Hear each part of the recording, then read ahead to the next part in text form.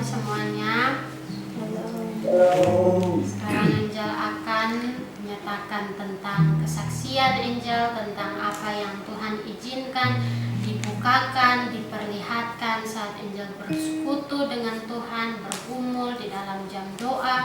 Tetapi sebelum memulai, Angel pun mau mengingatkan, dan itu pun yang hendak Tuhan mengingatkan bagi kita semua, bahwa Angel pun adalah manusia, hanya alat di dalam tangan Tuhan untuk kemuliaan namanya.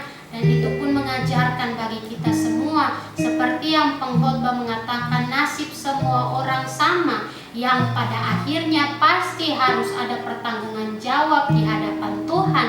Mengingatkan bagi kita untuk tetap mengerjakan keselamatan, tidak membanding-bandingkan, tapi membuka hati untuk menerima teguran yang Tuhan berikan, agar dalam teguran itu kita tahu apa yang membuat kita mundur ke belakang, apa yang membuat kita tidak berkenan kepada Bapa di surga, apa yang membuat kita tidak mengerjakan keselamatan, memperbaikinya supaya kita menyenangkan hati Bapa di surga.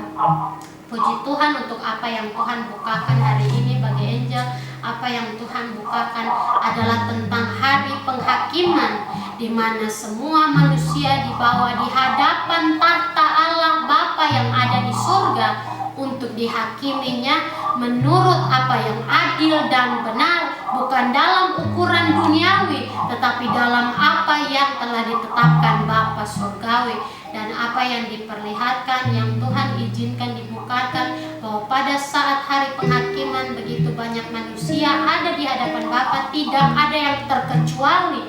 Tetapi di situ yang di dalam penglihatan itu Angel melihat, yang Tuhan izinkan diperlihatkan pun adalah yang benar-benar mengerjakan keselamatan. Mereka memakai jubah keselamatan putih dan terang. Itu pun menyatakan yang seperti tertulis di dalam Wahyu, bahwa pakaian putih itu adalah perbuatan orang-orang kudus. Dan memang benar mereka memakainya, sungguh begitu luar biasa terang yang ada pada pakaian itu.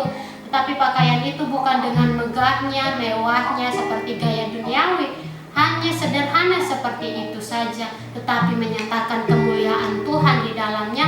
Itulah jubah keselamatan. Di dalam kesederhanaan, bukan dalam kesombongan diri sendiri, tapi dalam memuji dan memuliakan nama Tuhan, terutama mengerjakan keselamatan, membuat seseorang layak untuk mendapatnya dalam upah yang diberikan Bapa surgawi. Tetapi selainnya daripada itu, mereka yang tidak mengerjakan keselamatan, mereka yang lebih memilih untuk mengejar hal-hal duniawi, mereka telanjang. Bahkan dalam tubuh mereka itu, pada tubuh mereka ada seperti kotor-kotor, seperti bekas-bekas lumpur yang sudah kering pada tubuh mereka. Adapun seperti luka cakar-cakar, dan di situ Angel terbingung mengapa bisa ada luka-luka itu. Dan yang Tuhan ingatkan adalah bahwa mereka mempunyai semua itu oleh karena mereka mendua hati, oleh karena mereka masih mau untuk berada dalam kegelapan, oleh karena mereka nyaman dalam dosa yang mereka lakukan. Itu mengapa ada kotoran-kotoran itu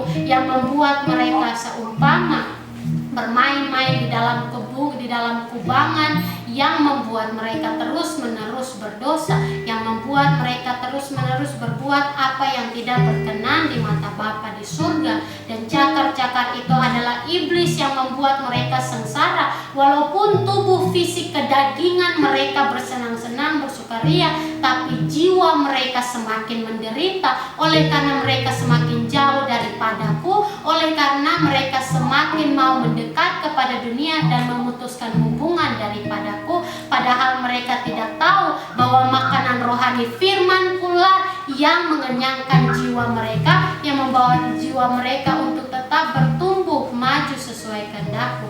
Itu yang Tuhan mengingatkan untuk kita semua. Firman Tuhan bukan sekedar kata-kata biasa saja, bukan ada untuk dipajang begitu saja. Itu yang hendak diingatkan Tuhan bagi kita, agar jangan sampai firman-Nya ditinggalkan begitu saja. Kita menyia-nyiakan waktu dan kesempatan yang ada untuk semakin mengenalnya dalam firman-Nya yang diizinkannya ada untuk menjadi petunjuk, pelita, cahaya, dan terang bagi masing-masing kita. Karena seperti yang Tuhan nyatakan di dalam firman-Nya, bahwa orang-orang yang mempunyai jubah yang terang itu, orang-orang yang memakai pakaian putih terang itulah yang akan bersukacita. Tapi selain daripada mereka akan ada penyesalan, karena seperti Zefanya mengingatkan untuk kita semua di dalam kitab Zefanya bahwa hari Tuhan datang akan ada kesedihan, akan ada kepahitan yang terjadi, bahkan pahlawan pun akan menangis.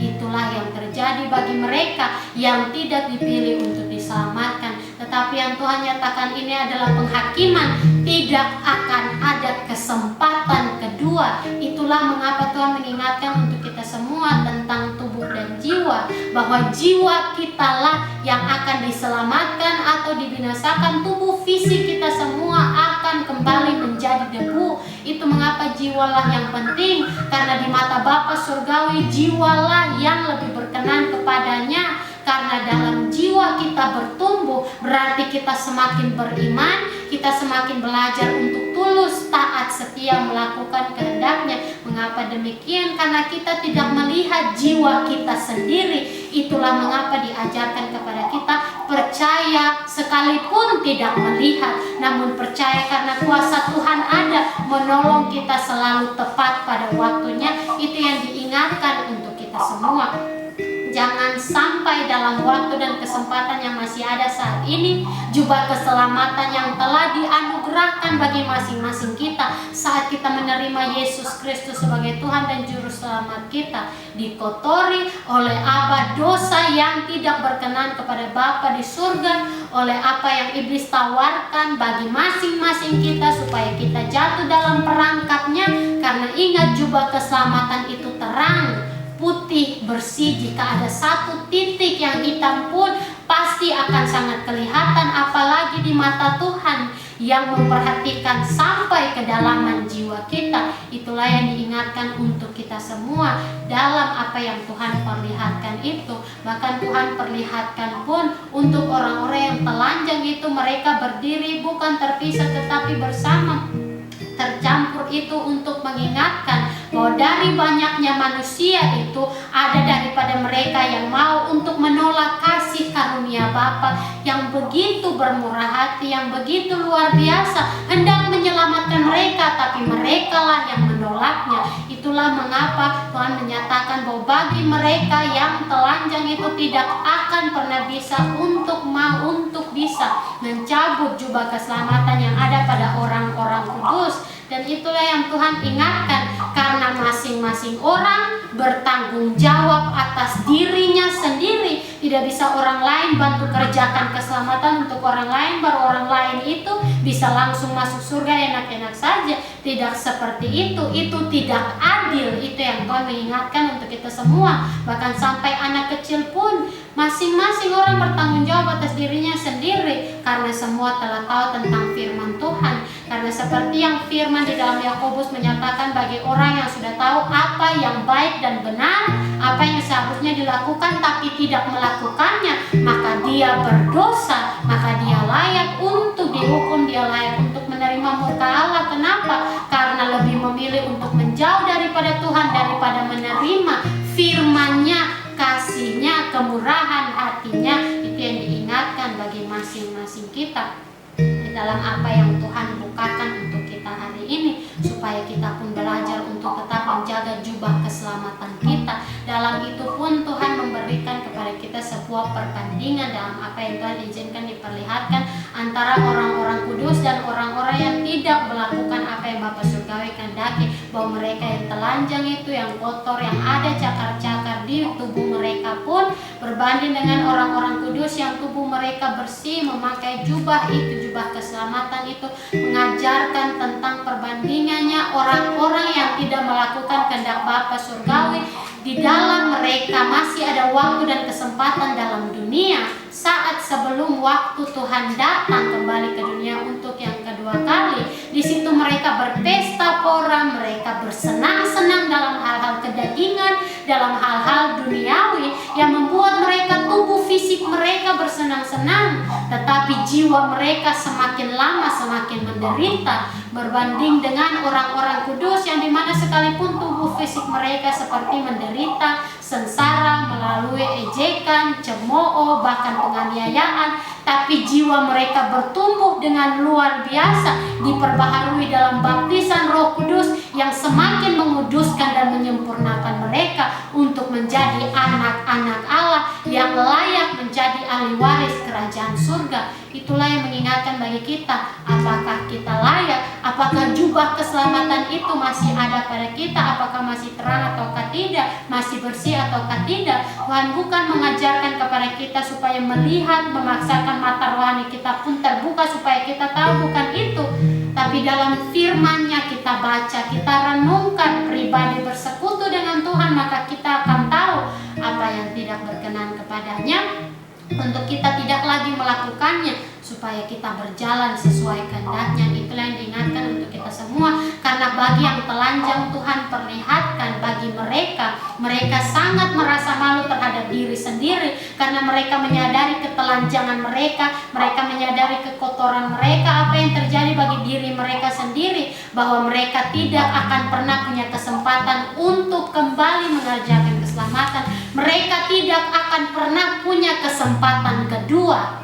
Tidak akan, karena kesempatan satu kali saja, seperti firman menyatakan, Tuhan Yesus Kristus yang satu kali mengorbankan dirinya untuk selamanya. Jadi bagi siapa yang mau untuk mengabaikan pengorbanannya di kayu salib untuk menebus dosa-dosanya, maka akan tanggung jawab di hadapan Bapa surgawi. Itu pun sama seperti yang terjadi bagi Adam dan Hawa, di mana sudah diingatkan sebuah perintah untuk jangan makan dari buah pohon pengetahuan, tetapi mereka melakukannya dan mereka menyadari ketelanjangan mereka. Bahkan Tuhan Yesus pun menyatakan hal itu di dalam Wahyu pasal 3 tentang ketelanjangan. Belilah pakaian daripadaku untuk menutupi ketelanjanganmu itu yang memalukan. Karena apa? Sudah Tuhan buka tangannya dengan begitu luar biasa untuk menyelamatkan kita, tetapi kita sendiri yang mengeraskan hati, sama seperti Firaun yang dimana Tuhan sudah perintahkan, lepaskanlah umatku, biarkan umatku pergi, tapi dia mengeraskan hati